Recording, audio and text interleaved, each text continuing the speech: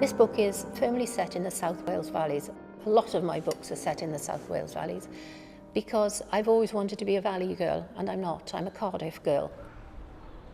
That closeness of the valleys has always appealed to me, that feeling that when somebody at number 22 catches a cold, everybody gets it, and everybody knows what everybody else is doing and with whom. So I think I'm sort of vicariously living in the valleys with this book.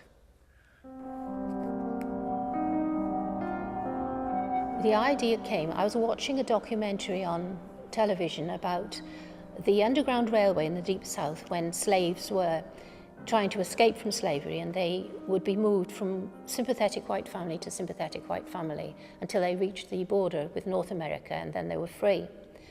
And into my head popped, as it quite often does, this idea that what about if we had an underground railway for supernatural beings?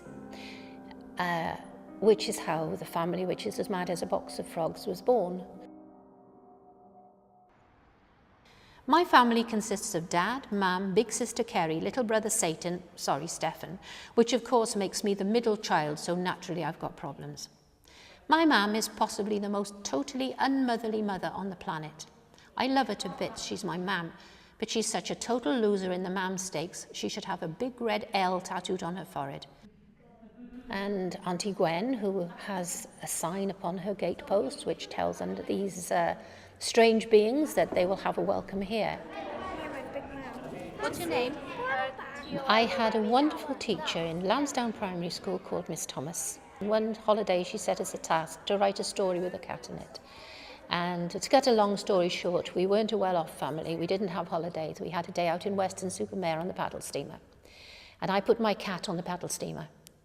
And he had the most wonderful adventures, and he was a sleek black cat, and he was twisting around the paddle wheels and around the pistons in the engine. And I spent the entire holiday writing this, and that really was what made me want to be a writer. And when I took it into Miss Thomas, she read it out to the class before she even took the register, tugged my pigtail and said, "One day, young lady, you will be a famous writer." My mother wanted to go up to school and have words with her, but no, she was right. I really, really knew that at that moment I wanted to be a writer.